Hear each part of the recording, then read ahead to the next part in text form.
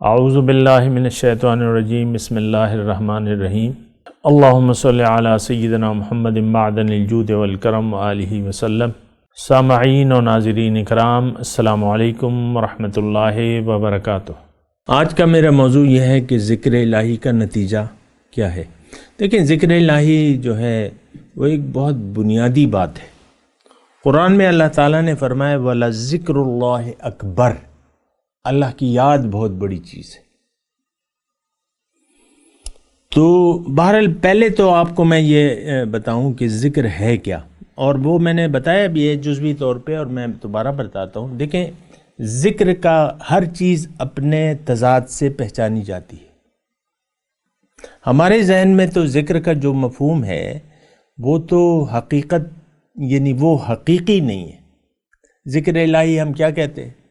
تسبیح ہاتھ میں لے لو اور بس اللہ اللہ شروع کر دو، یا آپ 2 گز کی تسبیح پڑھتے رہتے ہیں، یا ہاتھ میں آپ تسبیح رہتی ہے یا انگوٹھی بندی رہتی ہے، بس آپ باتیں بھی کر رہے ہیں۔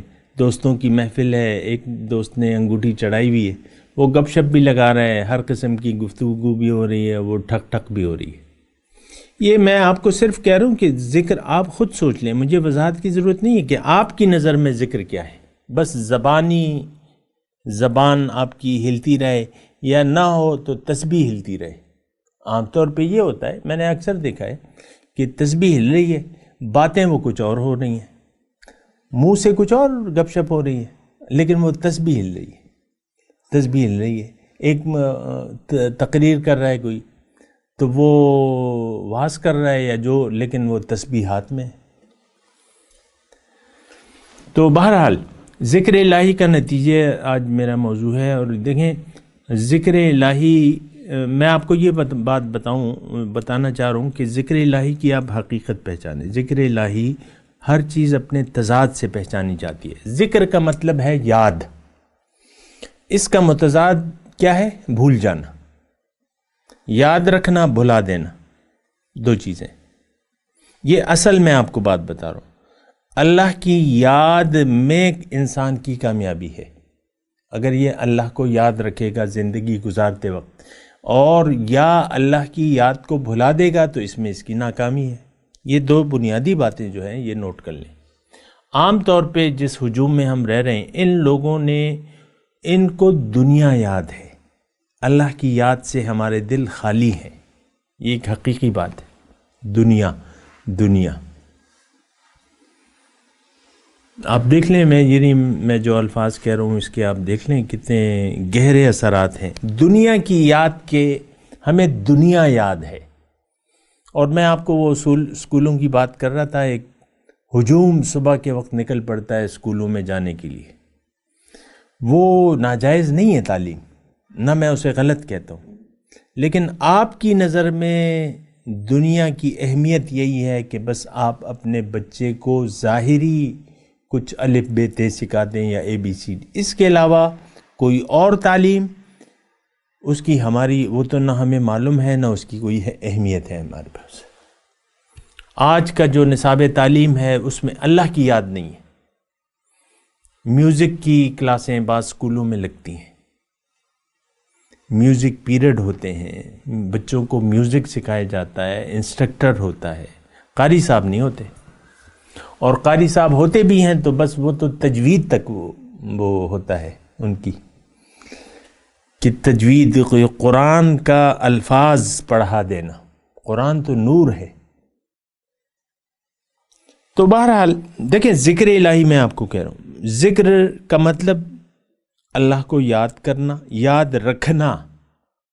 یہ کرنا میں کہتا ہوں تو پھر مجھے یہ احساس ہوتا ہے کہ آپ تو مانے اس کے غلط لے لیں گے، تسبیح ہاتھ میں لے لیں گے۔ نہ، آپ دیکھیں، مقصد اللہ کو یاد کرنے کا مطلب کیا ہے۔ میں تھوڑی سی میں آپ کو مثال بتاتا ہوں۔ ایک دکاندار ہے، باپ بیٹا ہے، بیٹا نے کاروبار آ رہا ہے جا رہا ہے، سنبھال لیا ہے کاروبار، باپ بیٹھا ہوا ہے، ایک آدمی سے وہ نہیں ہوتا سودے لانے کے لیے، بیٹا چلا جاتا ہے یا باپ بھجوا دیتا ہے۔ تھوڑی توجہ، باپ نے بیٹے کو 20 لاکھ روپے دے دیے کہ بیٹا جاؤ کراچی جا کے یہ سامان لے آؤ، لیکن نہیں، میں تھوڑا سا ریورس کرتا ہوں گفتگو کو۔ باپ نے بیٹے کو 20 لاکھ دے دیے، یہ نہیں بتایا کہ کرنا کیا ہے، اور کراچی جانے کا کہہ دیا، اور کچھ ضروری آئٹم، کچھ ضروری سامان منگوانا تھا۔ بیٹا جوان ہے، شادی کی نہیں ہے، سیر سپاٹے یہ اس کا شوقین ہے، کھابے سیر سپاٹے، کراچی وہ چلا جاتا ہے، 2-3 دوستوں کو بھی لے جاتا ہے اپنے ساتھ پوشیدہ طور پہ، اور بس جی میری جیب میں تو پیسے آ گئے، اب میں نے اس کو خوب لگانا ہے، تماشا کرنا ہے نا، جو بھی ہے۔ تو وہ کراچی جا کے 2-3 دوست ہیں، کبھی بنس روڈ کے تکے ہیں، کبھی بندو خان کے تکے ہیں، وہاں چلو جی، وہاں کے پھجے کے پائے ہیں، آج صبح کا ناشتہ وہاں کریں گے۔ کہاں؟ پھجے کے پائے۔ اب یہ چلو جی، اب ہاکس پہ چلو کلفٹن چلو سمندر کی سیر، وہاں بڑی اچھی ہوا ہے، یہ وہ نہائیں گے۔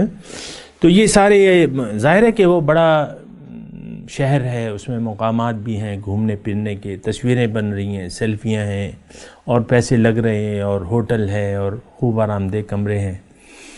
تو وہ جا کے 20 لاکھ روپے 20 دنوں میں اڑا کے آ جاتے ہیں، مثال کے طور پہ عرض کر رہا ہوں۔ واپس آتے ہیں، باپ پوچھتا ہے کہ بھئی لے آئے، کہاں ہے سودا، بلٹی کہاں ہے؟ وہ کہے کون سی بلٹی؟ بیٹا کہتا ہے کون سی بلٹی؟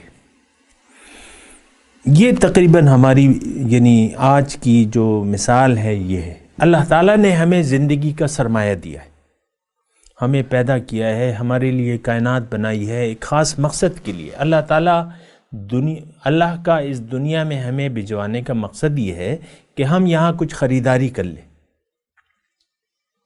اور کچھ تیاری کر لیں۔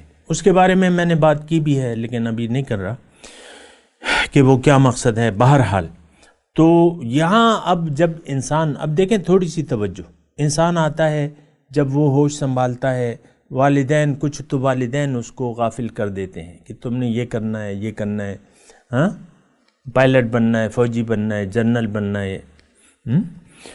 تو پھر وہ جب ہوش سنبھالتا ہے تو اس کو ماحول دنیا داری کا ملتا ہے، تو وہ پھر سے اپنے لیے اسکوپ کی تلاش میں ہوتا ہے کہ میں نے کرنا کیا ہے۔ وہ اپنے لیے ایک مستقبل بھی بنا لیتا ہے، خواب دیکھ لیتا ہے، وہ پھر اس کے پیچھے چل پڑتا ہے، راتوں کو رت جگے کرتا ہے، سبق کو رٹتا ہے، پھر یہ ہے کہ وہ بن جاتا ہے، یعنی وہ ڈاکٹر بن جاتا ہے، مثال کے طور پہ اعلیٰ ڈاکٹر بن جاتا ہے۔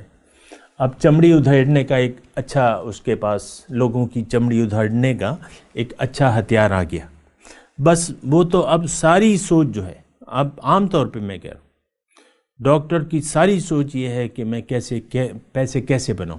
اب تو میں نے پیسے خرچ کر دیے، ماں باپ نے لگا دیے، اب میں نے اس سے 10 گنا زیادہ کیسے یا 100 گنا کیسے، تو وہ کرتا رہتا ہے، لیکن میرا اس سے کوئی تعلق نہیں ہے، جو کر رہا ہے میرا اس سے کوئی تعلق نہیں ہے۔ لیکن میں آپ کو یہ کہہ رہا ہوں کہ دنیا میں انسان اللہ نے کام کے لیے پیدا کیا ہے، مشقت کے لیے پیدا کیا ہے۔ لقد خلقنا الانسان فی کبد، اللہ تعالیٰ فرما رہا ہے میں نے انسان کو مشقت میں پیدا کیا، یہ اپنے یعنی محنت کرے گا۔ جب محنت تو کسی کام کے لیے ہوتی ہے، اللہ نے اسے خاص کوئی سودا لینے کے لیے بھجوایا ہے دنیا میں آ کے یہ اللہ سے رابطہ ہی نہیں کرتا، پوچھتے ہی نہیں، نہ پیغمبر کو ہم جانتے ہیں، نہ اپنے اللہ کو جانتے ہیں جیسے کہ جاننا چاہیے۔ بالکل آج کا مسلمان ایسے ہی ہے، اس کو نہیں معلوم، پیغمبر سے کوئی رابطہ نہیں ہے ہمارا، نہ اللہ سے کوئی رابطہ ہے۔ دنیا میں آ کے ہم دنیا کے مزے عیش آرام کے پیچھے، آج دیکھیں اچھے سے اچھے گھر بن رہے ہیں، ہر شخص کی خواہش ہوتی ہے میں اعلیٰ گھر بناؤں اپنے لیے، کوئی بنا سکتا ہے، کوئی نہیں بنا سکتا، وہ ایک الگ بات ہے، لیکن خواب دیکھتا ہے کم از کم۔ پھر ہر شخص پیسے زیادہ ہونے کے خواب دیکھتا ہے کہ میں بہت کماؤں۔ اب آخری عمر میں آپ دیکھ لیں، آخری عمر میں اس کے پاس پیسے آنے لگتے ہیں، جو بھی ہے وہ تو اللہ کی مرضی، تو لیکن وہ بس خوش ہوتا رہتا ہے، پیسے گنتا رہتا ہے اور خوش ہوتا رہتا ہے کہ پیسے میرے پاس آنے لگے۔ تو دنیا میں آ کے انسان جو ہے کھیل کود میں لگ جاتا ہے، اب پتہ اس کو چلے گا جب اس کو قبر میں رکھا جائے گا. قبر میں 3 سوالات ہوں گے یہی اسی بارے میں کہ بھئی تم نے کیا کیا ہے. پھر حشر میں جو ہے اللہ تعالیٰ اس سے پوچھے گا. اللہ تعالیٰ نے قرآن میں فرما دیا ہے واضح طور پہ، لیکن یہ بات میں کروں گا کہ وقفے کے بعد. وآخر دعوانا ان الحمد للہ رب العالمین.